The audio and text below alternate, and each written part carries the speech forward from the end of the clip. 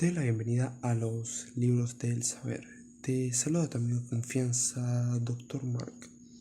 Hoy conversaremos de la educación y la pérdida de la identidad.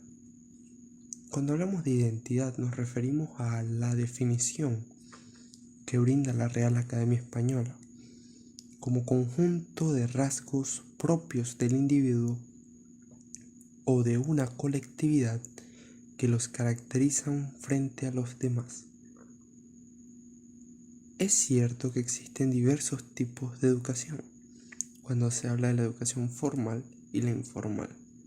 Formal hace normalmente referencia a centros establecidos, a veces estatales, a veces de carácter privado, ya que son administraciones privadas que imparten la educación primaria, secundaria y posteriormente la universidad.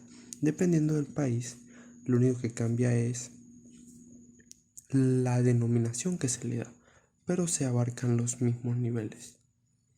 Hay personas que no llegan a tener acceso a todos los niveles educativos, a veces por escasez de recursos, a veces por situaciones económicas que los obligan a trabajar o que les impiden, por ejemplo, familiares en un estado crítico que necesitan llevarle sustento a su hogar. A veces es porque no quieren o a veces son otros factores más sensitivos y fundamentales como el índole familiar, en el aspecto de hijos, en el aspecto de un hermano que tienen que cuidar, que les imposibilita tener hasta una licenciatura. Por eso, hoy analizaremos el sistema educativo como conjunto y cómo conlleva una pérdida de identidad.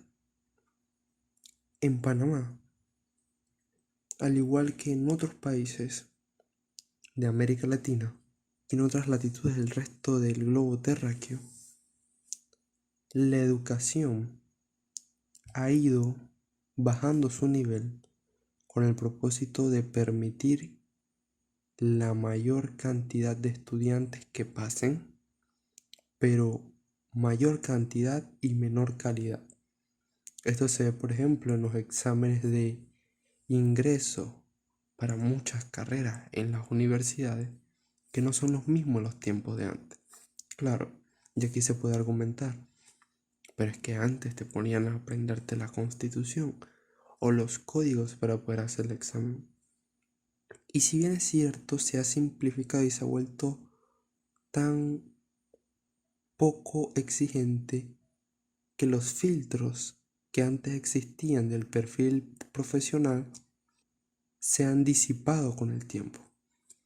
Tenemos, por ejemplo, que universidades privadas, pagando, regalan los títulos, como se le diría. Comparado con universidades estatales que tienen una mayor exigencia, el estudiante tiene que estudiar más, prepararse más, pero en la universidad privada una misma persona, quizás en un menor plazo de tiempo, termina la carrera. Son casos y cosas que se ven. ¿Y cómo tiene todo esto que ver con la identidad de la persona? Como la Real Academia Española nos habla de rasgos propios de un individuo, hace referencia a la persona, aquello que lo distingue, que lo caracteriza, no uno más del montón. Ese es el significado que nos da. Pero en la educación ocurre un fenómeno muy curioso. Durante la primaria, a los niños se les llama por su nombre. Va pasando el tiempo en la secundaria, se saben los apellidos. A veces hasta el nombre los profesores los eliminan, simplemente te llaman por tu apellido.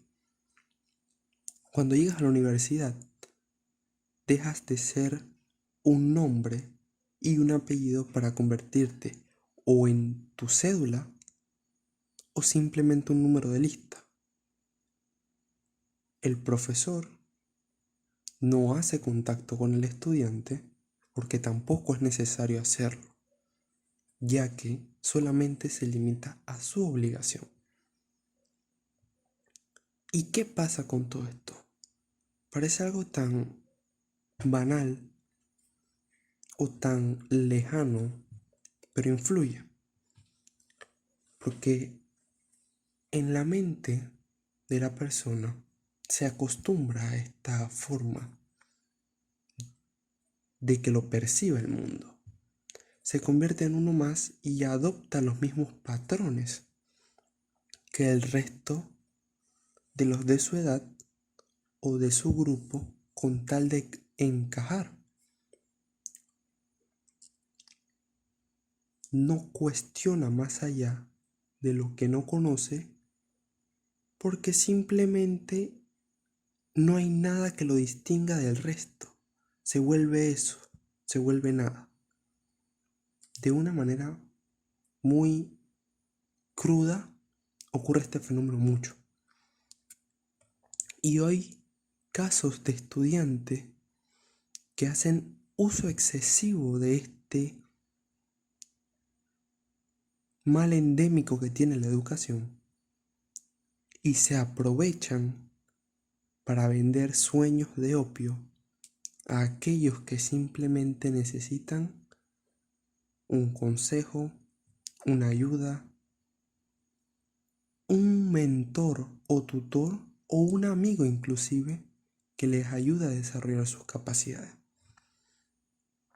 Porque si el sistema no te va a dar tu lugar, no te va a llamar por tu nombre, no te va a llamar por tu apellido, te va a llamar por un número, o a veces ni te llaman, sino que te dicen tú, el que está allá, ese mismo en la esquina, el de la tercera fila.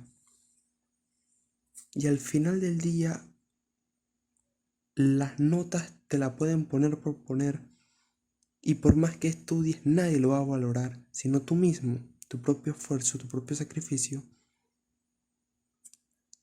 Es ese análisis el que se tiene que hacer de la identidad.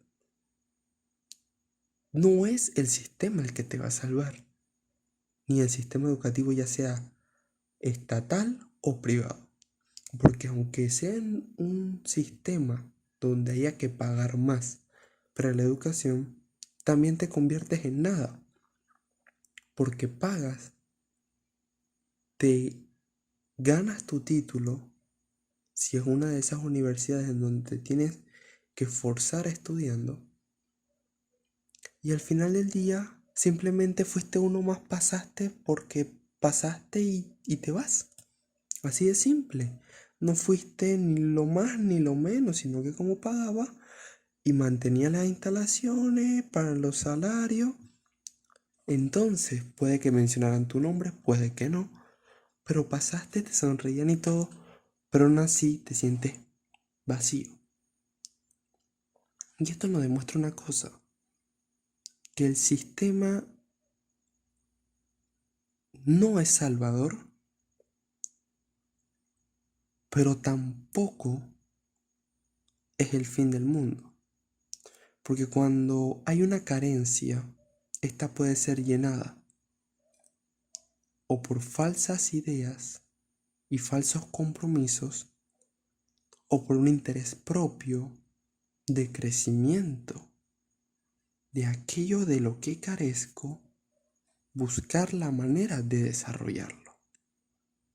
Y esta es una reflexión que todos los estudiantes deberíamos hacer. Porque al final del día, ¿qué es lo que queremos? No solamente sentados en una silla, en un salón, sino también con nuestro país. ¿Cuántos más no habrá, que es lo que sobra, que no se atreven a preguntar? Quizás porque un profesor te vaya a atacar o te vaya a contradecir, pero es mejor un minuto de ignorancia a una vida sumida en ella. Porque la identidad y aquello que nos caracteriza es propio de cada uno. No podemos esperar que alguien más nos enseñe y nos muestre lo que valemos. Si tú no te valoras a ti, los demás no te van a valorar. Tienes que primero darte el valor que te mereces para que el resto del mundo vea la grandeza de tus actos con la nobleza de tu corazón. Te ha hablado tu amigo de confianza, Dr. Mark, y nos veremos la próxima.